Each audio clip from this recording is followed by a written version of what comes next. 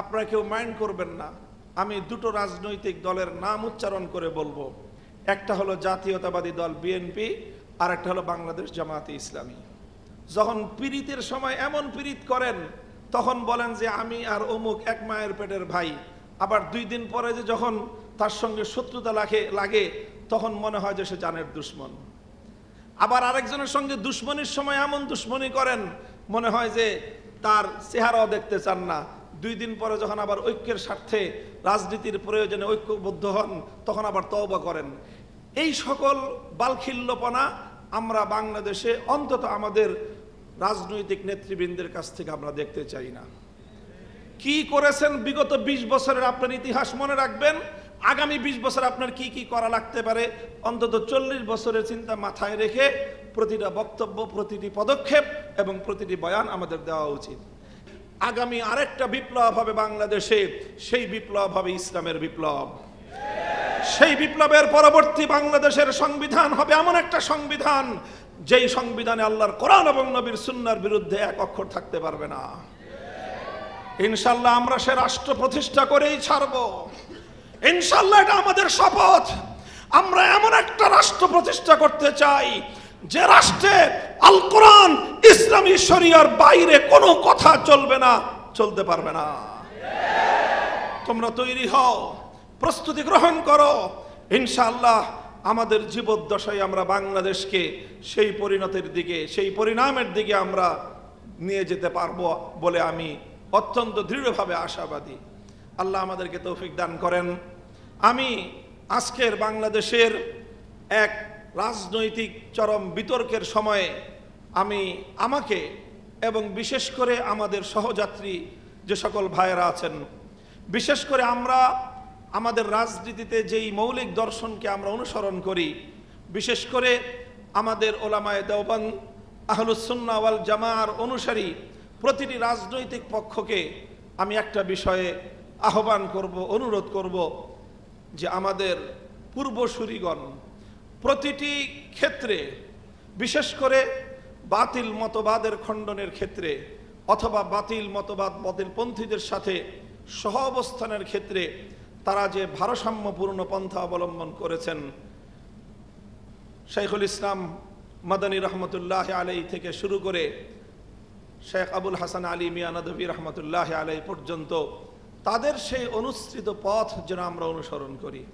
আমাদের অত্যন্ত ভারসাম্যপূর্ণ মধ্যপন্থা অবলম্বন করা উচিত। এক্ষেত্রে আমি সকলকে বলবো, বিশেষ করে আপনারা কেউ মাইন্ড করবেন না, আমি দুটো রাজনৈতিক দলের নাম উচ্চারণ করে বলবো যারা বর্তমানে বাংলাদেশের রাজনীতিতে পরস্পর বিরোধী বিভিন্ন বয়ান তৈরিতে লিপ্ত। একটা হলো জাতীয়তাবাদী দল বিএনপি, আর একটা হলো বাংলাদেশ জামায়াতে ইসলামী। তারা পরস্পর একে অন্যের বিরুদ্ধে রাজনৈতিক বয়ান তৈরি করছে, অথচ অতীতে এক সময়ে তারা ঐক্যবদ্ধভাবে অনেক লড়াই করেছে, ফ্যাসিবাদের বিরুদ্ধে যুদ্ধ করেছে, একসঙ্গে ফাঁসির কাষ্ঠে ফাঁসির রশিতে তারা ঝুলেছে, একসঙ্গে গলা দরাদরি করে কারাগারের অন্ধকার প্রকোষ্ঠগুলোতে তারা দিনের পর দিন নয়, বছরের পর বছর দিন গুজরান করে চোখের পানিতে বুক ভাসিয়েছে। আজ অল্প সময়ের ব্যবধানেই রাজপথে তারা উভয় পক্ষ, এক পক্ষ আরেক পক্ষের বিপক্ষে নানা ধরনের রাজনৈতিক বয়ান তৈরি করছে। তারা রাজনৈতিক বয়ান তৈরি করবে, তাদের দায়িত্বে তারা করুক, তাদের দায়িত্বে তারা বলুক। আমরা যারা একটা ভারসাম্যপূর্ণ পথে চলতে চাই, আমাদের উচিত এবং কর্তব্য হবে আমরা আমাদের নিজেদের আদর্শ, নিজেদের বক্তব্য নিয়েই আমরা রাজনীতি করব। অন্যের ধার করা বক্তব্য দিয়ে, একজনের বয়ান দিয়ে আরেকজনকে ঘায়েল করবার এই ধরনের পরগাছার নীতির অবলম্বন আমাদের রাজনীতিতে হওয়াটা, এটা আমাদের জন্য আত্মঘাতী হবে। আমরা এরকম পরগাছা মূলসুলভ রাজনৈতিক আদর্শ নিয়ে চলতে থাকলে আমরা আমাদের বুনিয়াদের উপর কোনোদিন আমাদের রাজনৈতিক মতামতকে প্রতিষ্ঠিত করতে পারবো না। রাসূল সাল্লাল্লাহু আলাইহি ওয়াসাল্লামের একটি নীতি হলো আহবিব হাবিবাকা হাউনাম্মা আসা আন ইয়াকুনা বাগীযাকা ইয়াওমাম্মা ওয়া আবগিজ বাগীযাকা হাউনাম্মা আসা আন ইয়াকুনা হাবিবাকা হাউনাম্মা। যখন পীড়িতের সময় এমন পীড়িত করেন, তখন বলেন যে আমি আর অমুক এক মায়ের পেটের ভাই। আবার 2 দিন পরে যে যখন তার সঙ্গে শত্রুতা লাগে তখন মনে হয় যে সে জানের দুশ্মন। আবার আরেকজনের সঙ্গে দুশ্মনীর সময় এমন দুশ্মনী করেন মনে হয় যে তার চেহারাও দেখতে চান না। 2 দিন পরে যখন আবার ঐক্যের স্বার্থে রাজনীতির প্রয়োজনে ঐক্যবদ্ধ হন তখন আবার তওবা করেন। এই সকল বালখিল্যপনা আমরা বাংলাদেশে অন্তত আমাদের রাজনৈতিক নেতৃবৃন্দের কাছ থেকে আমরা দেখতে চাই না। কি করেছেন বিগত 20 বছরের আপনার ইতিহাস মনে রাখবেন, আগামী 20 বছর আপনার কি কি করা লাগতে পারে অন্তত 40 বছরের চিন্তা মাথায় রেখে প্রতিটা বক্তব্য, প্রতিটি পদক্ষেপ এবং প্রতিটি বয়ান আমাদের দেওয়া উচিত। এমন বক্তব্য দেওয়া উচিত না যেটা আমার বিগত 20 বছরের কর্মের সঙ্গে সরাসরি সংঘাতমূলক হয়, আবার এমন কথাও বলা উচিত না যেটা আমাদের 10 বছর পরের কর্মকাণ্ডের সঙ্গে সরাসরি সাংঘর্ষিক হয়ে যেতে পারে।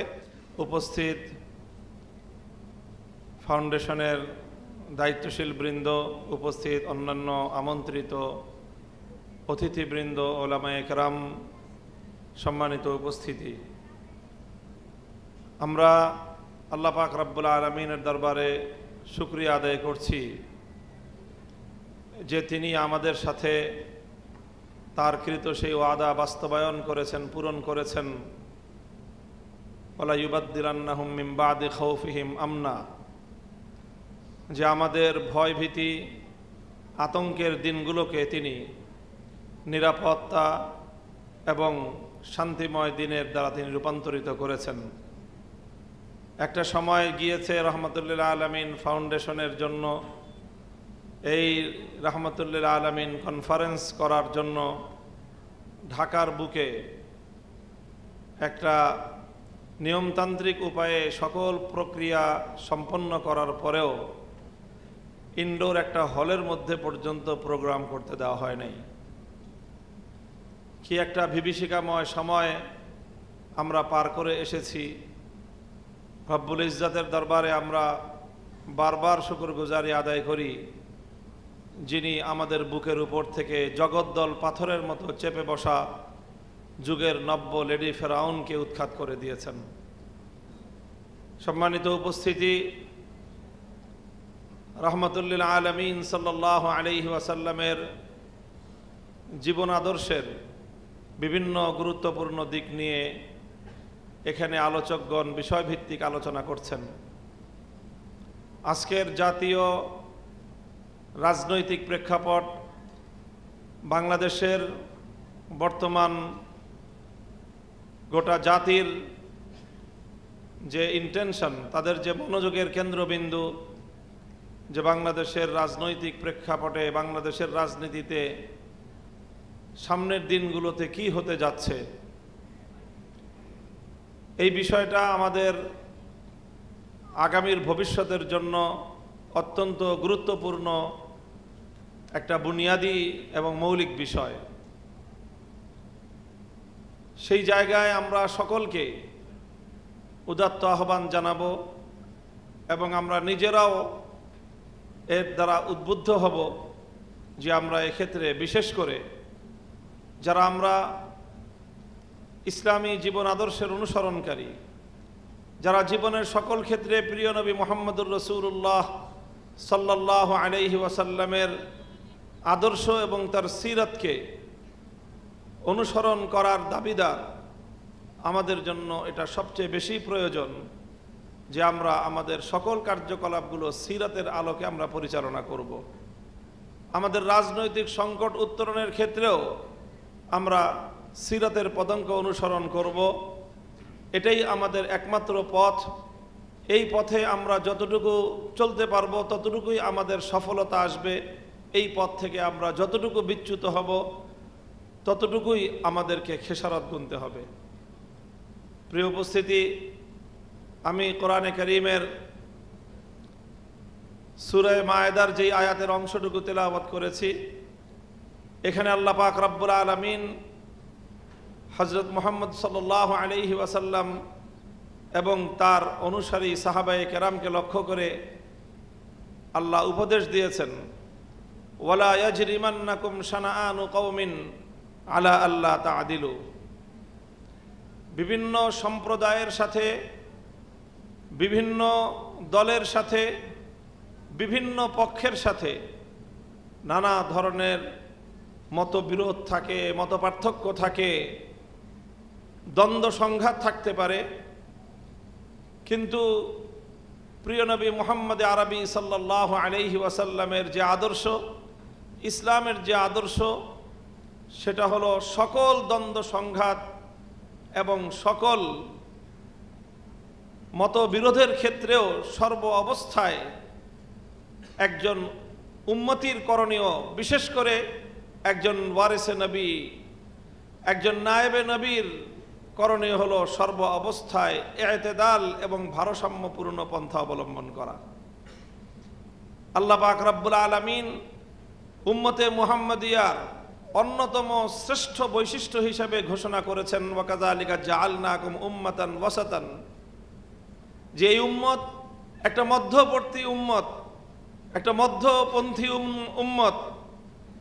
এই উম্মত কখনোই বাড়াবাড়ি অথবা শিথিলতার শিকার কোনো উম্মত না, বরং এই উম্মত সর্বক্ষেত্রেই নিজের দায়িত্ব এবং কর্তব্যের ক্ষেত্রে তারা সজাগ এবং সতর্ক থাকে। কোনো পরিস্থিতির দ্বারা প্রতিক্রিয়াশীল হয়ে তারা হঠাৎ উত্তেজিত হয়ে কোনো নীতি নির্ধারণী সিদ্ধান্ত গ্রহণ করে না, বরং তারা সর্বক্ষেত্রে আল্লাহর দ্বীন, ইসলাম এবং মানুষের স্বার্থের কথা বিবেচনা করে প্রতিটি সিদ্ধান্ত তারা গ্রহণ করে। আমরা রাসূল আকরাম সাল্লাল্লাহু আলাইহি ওয়াসাল্লামের জীবনের গুরুত্বপূর্ণ অনেকগুলো অধ্যায়ে এই শিক্ষার আমরা জ্বলন্ত দৃষ্টান্ত খুঁজে পাই। আমরা যদি আল্লাহর নবীর জীবনের অন্যতম একটা জীবনের বাঁক পরিবর্তনকারী, ইতিহাসের বাঁক পরিবর্তনকারী একটা ঘটনা, হুদাইবিয়ার ঘটনাকে যদি আমরা পর্যালোচনা করি, ইতিহাসের মধ্যে একটা ঘটনা, একটা ইতিহাস যার অনেকগুলি নামকরণ করা হয়। হুদাইবিয়ার ঘটনাকে প্রথমে নামকরণ করা হয়, এটা উমরাতুল হুদাইবিয়া, এটা একটা উমরার সফর ছিল। এই ঘটনার দ্বিতীয় শিরোনাম ইতিহাসের পাতায় লেখা হয়, এটা গজওয়াতুল হুদাইবিয়া, এটা উমরার সফর, এটা উমরা থাকে নাই, পরবর্তীতে এটা যুদ্ধের সফরে পরিণত হয়েছে। তৃতীয় নাম এটাও ইতিহাস লেখে, এটা হলো সুলহুল হুদাইবিয়া। উমরার যাত্রা দিয়ে শুরু হয়ে যুদ্ধের পরিস্থিতি পরিবর্তন হয়েছে, কিন্তু শেষ পর্যন্ত যুদ্ধ পর্যন্ত গড়ায়নি, এটা সুলহের মাধ্যমেই, সন্ধির মাধ্যমে এই ঘটনার পরিসমাপ্তি ঘটেছে। এখন এই উমরাতুল হুদাইবিয়া, এই গজওয়াতুল হুদাইবিয়া, আবার এটাই সুলহুল হুদাইবিয়া। আল্লাহ পাক রব্বুল আলামিন এই ঘটনাকে কোরআনে কারীমের মধ্যে তার পবিত্র ভাষায় আল্লাহ ব্যক্ত করেছেন, ইন্না ফাতাহনা লাকা ফাতহাম মুবিনা। এই হুদাইবিয়ার ঐতিহাসিক ঘটনাই ছিল ইসলামের ইতিহাসের সবচেয়ে বড় বিজয়। এই বিজয়টা শুধুমাত্র উমরা আর গজওয়া দিয়ে আসে নাই, এই ঐতিহাসিক বিজয় এসেছিল সুলহুল হুদাইবিয়ার মাধ্যমে। আর সুলহুল হুদাইবিয়ায় আল্লাহ রাসূল সাল্লাল্লাহু আলাইহি ওয়াসাল্লামের যে দূরদৃষ্টি সম্পন্ন, অত্যন্ত ভারসাম্যপূর্ণ যেই দৃষ্টিভঙ্গি ছিল, যেই নীতি এবং পলিসি ছিল, হুদাইবিয়ার, সুলহুল হুদাইবিয়ার সেই দূরদৃষ্টি সম্পন্ন আল্লাহর নবীর সেই সিদ্ধান্তই ইসলামের ঐতিহাসিক বিজয়ের দ্বার খুলে দিয়েছিল। এবং সুলহুল হুদাইবিয়াকেই আল্লাহর কোরআনে কারীমের মধ্যে ঐতিহাসিক মহান বিজয় বলে আখ্যায়িত করেছেন। সাহাবায়ে কেরাম বলতেন, আব্দুল্লাহ ইবনে আব্বাস রাদিয়াল্লাহু আনহু, ইবনে মাসউদ রাদিয়াল্লাহু আনহু, তারা বলতেন, ইন্নাকুম তাউদ্দুনাল ফাতহা ফাতহা মাক্কাতা ফাতহান মুবিনান ওয়াকাদ কানা ফাতহু মাক্কাতা ফাতহান ওয়ালাকিন কুন্না নাউদ্দু আল ফাতহাল মুবিন সুলহুল হুদাইবিয়া। তোমরা অনেকে মক্কা বিজয়কে ইসলামের সবচেয়ে বড় বিজয় বলে মনে করো, কিন্তু যারা প্রত্যক্ষ ঘটনার সঙ্গে সম্পৃক্ত ছিলেন, নবী করিম সাল্লাল্লাহু আলাইহি ওয়াসাল্লামের সাহাবায়ে কেরাম, তারা মক্কা বিজয়কে একটা সাধারণ বিজয় বলে আখ্যায়িত করতেন। তাদের দৃষ্টিতে ঐতিহাসিক চূড়ান্ত বিজয়ের ভিত রচিত হয়েছিল সুলহে হুদাইবিয়ার দিন। যেমন আজ আমরা বাংলাদেশের প্রেক্ষাপটে কথা বলতে পারি, জুলাই গণ অভ্যুত্থান বাংলাদেশের ইতিহাসের মোড় পরিবর্তন করা ঐতিহাসিক ঘটনা। জুলাই অভ্যুত্থানের মধ্য দিয়ে বাংলাদেশের ফ্যাসিবাদের পতন ঘটেছে। জুলাই অভ্যুত্থানের মধ্য দিয়ে বাংলাদেশের মানুষ নতুন করে দ্বিতীয়বার স্বাধীনতা অর্জন করেছে। বাংলাদেশের মানুষের কাছ থেকে ছিনিয়ে নেওয়া 53 বছরের স্বাধীনতার গৌরব বাংলার মানুষ জুলাই বিপ্লবের মধ্য দিয়ে ফিরিয়ে এনেছে। কিন্তু আমি বলতে চাই যে জুলাই বিপ্লব একটা বিপ্লব ছিল। জুলাই বিপ্লব ফ্যাসিবাদের পতন তৈরি করেছে। জুলাই বিপ্লব ফ্যাসিবাদকে বিতাড়িত করেছে বাংলার মাটি থেকে। তবে জুলাই বিপ্লবের ভিত তৈরি হয়েছিল 2013 সালের শাপলা চত্বরে নবী প্রেমিকদের শাহাদাতের রক্তের উপর ভিত্তি করে। যেমনি ভাবে হুদাইবিয়ার সঙ্গে মক্কা বিজয়ের যেই সম্পর্ক, শাপলা চত্বরের সাথে জুলাই বিপ্লবের সেই সম্পর্ক। কাজী রহমতুল্লিল আলামিন সাল্লাল্লাহু আলাইহি ওয়াসাল্লামের সম্মান এবং মর্যাদা এই বাংলাদেশ রাষ্ট্র প্রদান করতে রাষ্ট্রীয়ভাবে বিপ্লবীভাবেই এবং জুলাই বিপ্লবের এই সফলতার কারণেই এদেশের জাতি রাষ্ট্র আগামী দিনে আল্লাহর নবীর ইজ্জতের রক্ষার জন্য, নবীজির সম্মান রক্ষার জন্য আইন তৈরি করতে তারা বিপ্লবের এই ঐতিহাসিকভাবেই তারা বাধ্য। কারণ এই বিপ্লবের সূচনা হয়েছিল শাপলা চত্বরে ওই সকল বীর শহীদানদের রক্তের মধ্য দিয়ে যারা আল্লাহর নবীর ইজ্জতের হেফাজতের জন্য শাপলা চত্বরে এসেছিল, যারা নবীর ইজ্জতের জন্য বুক পেতে দিয়েছিল জালিমের বুলেটের সামনে, জালিমের বুলেটের আঘাত যাদের বক্ষকে ঝাঁঝরা করে দিয়েছিল। শাপলা চত্বর থেকে নিয়ে চিটাগাং রোড পর্যন্ত আমার অজস্র ভাইয়ের ক্ষতবিক্ষত লাশ রাজপথে পড়েছিল আল্লাহর নবীর ইজ্জতের হেফাজতের জন্য। সেই দেশে নবীর ইজ্জতের হেফাজতের জন্য যদি আইন তৈরি না হয়, আমার নবীকে কটাক্ষকারীর জন্য যদি সর্বোচ্চ শাস্তির বিধান তৈরি করতে না পারে, সেটা হবে এই দেশ এবং জাতির জন্য কলঙ্ক। সেটা হবে জুলাই বিপ্লবের ক্ষেত্রেও একটি দুঃখজনক অধ্যায়। সংগ্রামী সাথী ও বন্ধুগণ, আলোচনা দীর্ঘ করব না। আমি সর্বশেষ যেই কথাটা বলতে চাই, যে আলোচনা আমি শুরু করেছিলাম যে হুদাইবিয়ার সময় যেভাবে আমাদের নবীজি সাল্লাল্লাহু আলাইহি ওয়াসাল্লাম দূরদৃষ্টি সম্পন্ন সিদ্ধান্তের মধ্য দিয়ে নিজের উম্মাহকে ইসলাম, বাংলাদেশের ইসলামপন্থীরা আমি মনে করি সেই ঐতিহাসিক বিজয়ের দ্বার প্রান্তে আমরা দাঁড়িয়ে আছি। আজ আমাদের ভিত তৈরি করবার সময়। এখন যদি আমরা সঠিক সিদ্ধান্ত গ্রহণ করতে পারি, আগামী আরেকটা বিপ্লব হবে বাংলাদেশে। সেই বিপ্লব হবে ইসলামের বিপ্লব। সেই বিপ্লবের পরবর্তী বাংলাদেশের সংবিধান হবে এমন একটা সংবিধান যেই সংবিধানে আল্লাহর কোরআন এবং নবীর সুন্নাহর বিরুদ্ধে এক অক্ষর থাকতে পারবে না। ইনশাআল্লাহ আমরা সে রাষ্ট্র প্রতিষ্ঠা করেই ছাড়ব। ইনশাআল্লাহ এটা আমাদের শপথ।